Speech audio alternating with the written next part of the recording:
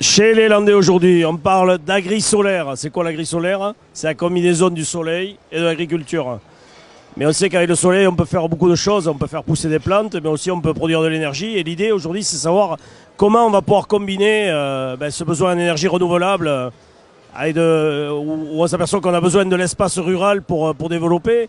Et derrière, continuer à combiner l'agriculture qui a besoin d'abris, qui a besoin pour des élevages, qui a besoin de mettre des animaux à l'abri, du matériel, etc. Mais aussi peut-être des alternatives, des cultures nouvelles, des projets. Donc j'ai quelques spécialistes autour de la table aujourd'hui. Et donc on a des porteurs de projets qui sont là, à ma gauche, qui viennent de Los et d'Escalance, voilà, où il y a un projet agri-solaire. Serge, tu peux nous en parler un peu? Oui, eh bien, écoutez, on est en train de réfléchir à un projet qui rassemble deux mondes qui ne se connaissent pas très bien. C'est le solaire et l'agriculture. Par contre, on va avoir besoin, dans 10 ans, en 2030, de l'agriculture pour nourrir nos populations. Et en 2030, on aura besoin davantage d'énergie. Et indéniablement, c'est l'énergie solaire qui prendra le dessus. Donc on est en train, au niveau du territoire des Landes d'Armagnac, 27 communes, 110 000 hectares, de réfléchir à une solution qui permette de faire travailler ensemble les producteurs d'énergie avec les agriculteurs. Ça passera par des expérimentations, mais là on est en train de vouloir tester sur 15 productions différentes, aussi bien animales que végétales, que même sur la vigne, puisqu'on a un territoire qui regroupe l'Armagnac. On est en train d'expertiser ces solutions-là, puisqu'il y aurait la possibilité d'avoir des soutiens financiers et des soutiens dans la durée à nos exploitations agricoles pendant 35 ou 40 ans. Pourquoi s'en priver et en même temps produire de l'énergie vertueuse pendant 35 ou 40 ans. Donc on est dans cette démarche-là, qui est une démarche d'avenir. Jean, tu connais un peu le photovoltaïque, mais moi je suis simple et bête et discipliné. Quand il y a de l'ombre, il n'y a rien qui pousse. Tu me le confirmes? Oui, on peut l'entendre comme ça. Je crois plutôt que il faut voir ce dossier, ce projet avec toute la cohérence et la pertinence de l'utilisation des sols. Et quand nous on parle plus de sol aujourd'hui, on parle ou d'agricole ou de forestier. Mais avant tout, c'est le foncier qui importe. À mon sens, c'est la terre. Cette terre qui, il y a déjà plus d'un siècle, on l'a occupée sur 1 million d'hectares avec la forêt de pin, alors que la forêt de pin n'était pas judicieuse sur 1 million d'hectares. Aujourd'hui, le photovoltaïque, si on parle photovoltaïque, je préfère le mot solaire, il ne serait pas judicieux de vouloir l'implanter sur 1 million d'hectares à la place à forêt, pas plus que sur les terres agricoles. Par contre, se priver de cette ressource qui peut permettre d'optimiser une production agricole, et quand je dis production agricole, c'est une production agricole qui peut être sur des terres qui sont aujourd'hui reconnues agricoles ou reconnues forestières. Et c'est là, je crois, où on va avoir une évolution. La forêt, il faut bien savoir qu'on a des espaces aujourd'hui maltraités par le champignon, le fomes. On a aussi connu des tempêtes qui sont passées par là. On a des espaces aujourd'hui qui sont en forêt, mais qui n'ont pas du tout la rentabilité qu'on pourrait y trouver. Alors qu'un projet agricole, si on part sur des élevages ovins, on sait que la brebis, notamment landaise, a été pendant longtemps la reine sur ce territoire. Si on passe sur des projets comme ça et accompagner pour optimiser la production animale, mais également de production fourragère, l'utilisation d'un couvert qui sert d'ombrage et entre autres, pourquoi pas penser au solaire, c'est comme ça, je pense qu'il faut arriver à raisonner aujourd'hui, oublier un peu la notion de terre agricole ou terre forestière, mais tout simplement penser terre. Jonathan, on ouvre un débat là, sur la répartition du territoire, sur la répartition, l'équilibre forêt-agricole. Toi, en représentant syndical, je pense que tu te heurtes à ce sujet assez souvent. On s'est tous heurtés dans notre vie au moins une fois à ça. Moi, le premier, je viens d'avoir un refus de 4000 m² de défrichement pour faire un hangar de 2000 m², tout simplement. Parce qu'on me demande une enquête publique pour faire 4000 m². Voilà. Donc, Jonathan, comment on va gérer ça, nous agriculteurs? Et en tout cas, déjà, merci d'avoir pu me donner la parole aujourd'hui. Ce que tu rencontres aujourd'hui, des difficultés que tu as sur le photovoltaïque, les agriculteurs, c'est leur quotidien avec l'administration. Le quotidien, c'est des refus, c'est des dossiers très compliqués, la gestion de l'eau aussi notamment. Moi, j'ai envie de mettre tout ça dans dans le même sac et de me dire qu'on a peut-être une administration un peu dogmatique, que on a des personnes voilà, qui considèrent que l'agriculture aujourd'hui, elle empiète sur une idéologie un peu écologiste et qu'il faut revenir un peu là-dessus. Voilà, les témoignages qu'on a eu juste avant, on a la chance d'avoir peut-être quelque chose qui va amener du revenu aux agriculteurs. Je pense que ça, c'est d'actualité. On a aussi une acceptation sociale du monde agricole, donc peut-être que l'agri-solaire peut permettre aujourd'hui de montrer que l'agriculture, elle suit les évolutions de la société et qu'elle va amener un service supplémentaire, notamment en termes d'alimentation, puisqu'on pourrait très bien faire l'alimentation sous le photovoltaïque, et aussi en termes environnemental, pour réduire l'empreinte carbone que chacun a en amenant une énergie propre solaire sur les territoires. Donc je pense que les débats sont sains, ils sont bons, ils sont à partager avec la société pour que ça soit accepté. Derrière, moi je compte aussi sur nos politiques et sur le gouvernement, l'État, nos politiques locales pour vraiment pousser le débat dans le bon sens, amener tout le monde autour de la table pour réussir ces projets.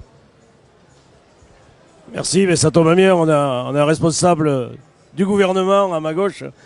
Lionel, oui, enfin, tu représentes quand même ici à notre table le gouvernement, on va dire, donc on va t'en parler un peu. Aujourd'hui, dans cette nouvelle politique de transition énergétique, quelle est la place de l'agriculture demain? Et justement, parce qu'il va falloir faire des choix entre peut-être se nourrir ou se chauffer ou se refroidir peut-être.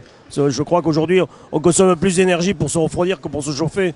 Mais toi au niveau de l'Assemblée, quel est le discours des politiques aujourd'hui et surtout la volonté? C'est surtout la volonté des élus qui nous intéresse à nous. Et comment vous allez défendre ça? On en a bien conscience avec mes collègues, c'est qu'aujourd'hui on a deux mondes qui cohabitent, c'est le monde de la production de l'énergie et le monde agricole, et les deux sont essentiels et indispensables pour l'être humain.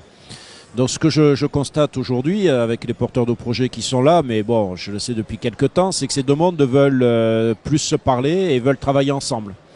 Donc nous, ce que l'on doit faire sur le plan en tant que député, en tant qu'élu, c'est essayer d'accompagner, je pense, cette volonté de travailler ensemble, cette volonté de pouvoir quelque part aussi vivre mieux et mieux répartir, je dirais, la richesse. À la base, donc là, sur le projet qu'on a vu, la base c'est le soleil dont le monde agricole a besoin, dont justement l'agri solaire a besoin.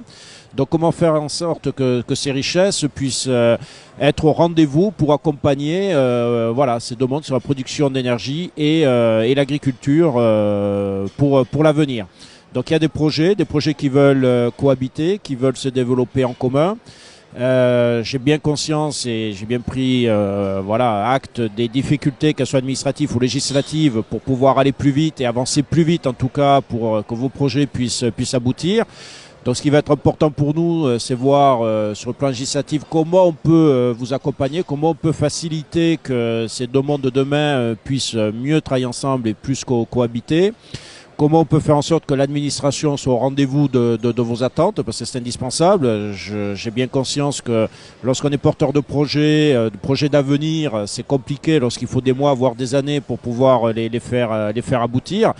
Donc moi, mon enjeu, c'est de voir comment on peut faciliter ça, vous faire gagner du temps et faire en sorte que demain, production d'énergie et agriculture dont nous avons besoin, je le dis bien, on a besoin des deux, il ne s'agit pas de travailler l'un contre l'autre, on a besoin des deux et je pense que c'est ça qui est judicieux dans vos projets, c'est qu'on peut se développer et apporter une réponse demain pour que les deux puissent être, je dirais, au rendez-vous et cohabiter ensemble et se répartir un petit peu la richesse.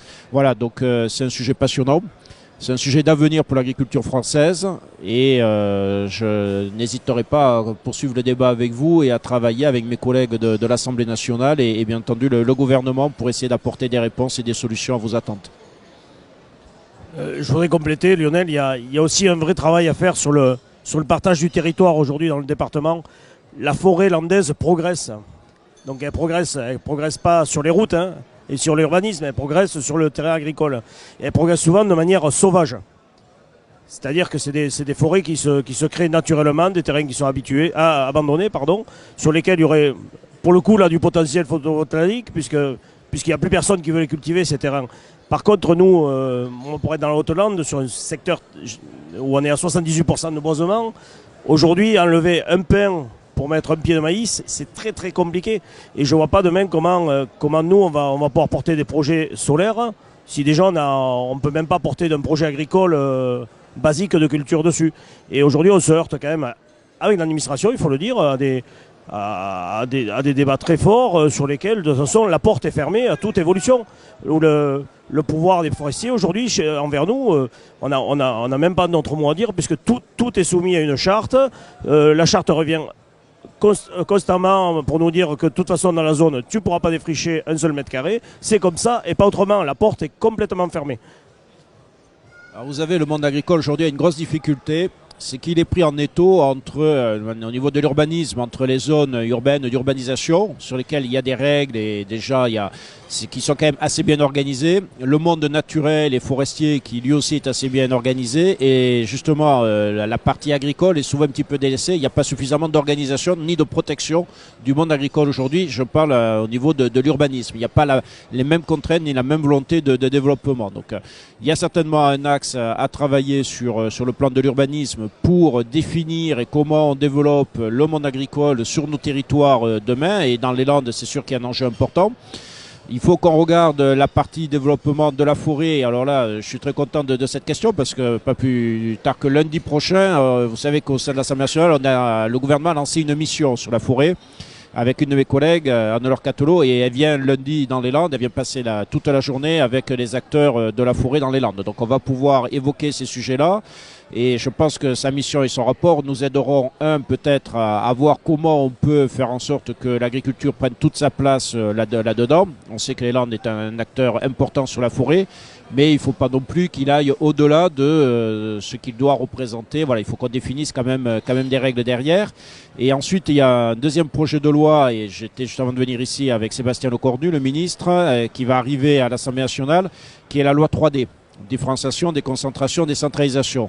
Et je pense qu'en termes de différenciation, surtout là-dessus, il faut peut-être qu'on construise des choses. Et je pense que tout le débat qu'on a eu ce matin ensemble me fait dire qu'il faut qu'on redonne un peu plus de poids au territoire pour redéfinir ce qu'ils souhaitent en termes de gouvernance, en termes d'aménagement du territoire, en termes de développement des richesses qu'ils peuvent faire. Et donc, voilà, il faut que je revienne vers vous. De toute façon, je ne doute pas qu'on continuera à travailler ensemble pour voir dans ce projet de loi qui va arriver ce printemps en discussion à l'Assemblée nationale, on peut travailler pour que sur chaque territoire, on puisse avancer et définir le développement que l'on souhaite. Donc dans le mot différenciation, il y a des choses qu'il faut que l'on prenne et je pense qu'on trouvera des solutions peut-être pour non plus que l'administration soit une contrainte, soit un poids, mais l'administration doit aider et accompagner les territoires, voilà, à se développer, je dis bien, et à faire cohabiter tout le monde. On a besoin de tout le monde. Il ne s'agit pas d'exclure les agriculteurs, il ne s'agit pas d'exclure la forêt, il ne s'agit pas de faire que de l'urbanisation.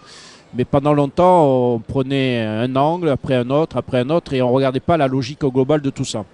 Donc je pense qu'on a des schémas départementalisés, peut-être régionaux, sur ce que l'on attend, ce que l'on doit produire, comment on doit fonctionner sur un territoire, comment on doit vivre sur un territoire, manger, nourrir son énergie, etc. Donc voilà, la différenciation va nous permettre de revenir à la proximité des habitants sur notre département des Landes. En tout cas, je le souhaite et je l'espère. Merci.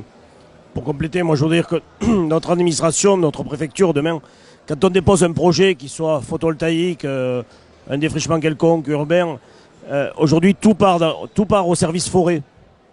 Mais il n'y a pas que le service forêt. Il devrait y avoir un vrai conseil économique qui travaille autour du projet avec des agronomes, avec des économistes qui peuvent dire est-ce que ce projet a du sens, un vrai sens. À côté de ça, on a autorisé des choses en défrichement pour faire des belles conneries, il faut être honnête. Et je pense que s'il y avait une véritable expertise qui ne se limite pas à l'impact forestier ou environnemental, je pense qu'il faudrait des vrais comités d'études avec des agronomes, etc., des gens qui peuvent juger que le sujet est opportun ou pas, et puis qu'on arrête d'un côté de faire des conneries, et de l'autre côté qu'on arrête d'empêcher de faire des choses qui ont du sens. Et je pense qu'il faut juste faire des choses qui ont du sens. Le solaire demain a un sens, mais pas à tout va, c'est clair, on ne pourra pas couvrir la France de panneaux solaires. Voilà. Jean-Yves, tu es un grand expert, qu'est-ce que tu peux nous dire transversalement à tout ça ? Bon, moi la chose que je vois d'abord, c'est je te remercie d'avoir réuni un groupe d'intervenants aussi riche. Parce qu'en fait, Lionel Causse va repartir avec un carnet de commandes assez poussé. Je pense qu'il a un peu mieux cerné la problématique.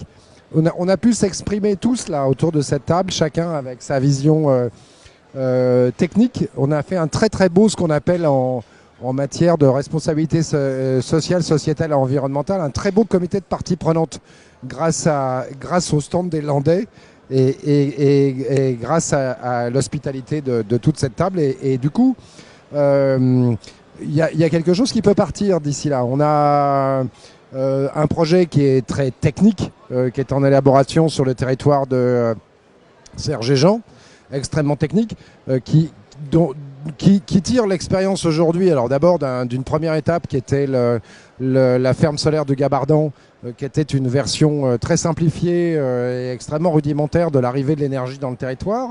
Il se trouve que nous, on a rencontré Serge et Jean au moment où on arrivait à peu près à maturité on commençait à arriver à maturité sur la manière dont on pouvait organiser la cohabitation des activités agricoles et photovoltaïques, en ayant essuyé quelques plâtres sur le territoire voisin à quelques kilomètres, où l'immaturité des agriculteurs, des différentes parties prenantes ne permettait pas de construire un projet de qualité. Donc là, on se retrouve avec quelque chose d'extrêmement chouette et avec, du coup, et on le voit aujourd'hui, des gens qui sont nouvellement informés, comme toi par exemple, sur ce sujet, et qui pouvaient très très bien tout de suite intégrer la logique, parce qu'on a déjà beaucoup co-construit, énormément co-construit. On a déjà énormément accueilli de parties prenantes autour de la table, de l'ONF au SDIS, en passant par les représentants de la forêt, les représentants de l'élevage, etc. Donc on a fait énormément de travail, de manière informelle et discrète jusqu'à présent. Là, on arrive en phase de dévoilement, où on peut justement commencer à discuter avec des institutionnels sur ce sujet. Et on s'aperçoit aujourd'hui que tout ça, de tout ça sort beaucoup d'intelligence. Je crois que quelque part, autour de la table, on part tous un peu avec notre feuille de route et un message à délivrer autour de nous. Et donc moi, je trouve ça super. Enfin, on a passé un très bon moment et on n'a plus qu'à se revoir pour entrer un peu dans le dur et se réunir et vraiment construire ensemble. Voilà. Merci beaucoup. Pour conclure, merci à tous, tout simplement. Et comme on dit chez nous, Adichat, c'est Avaleo. Salut.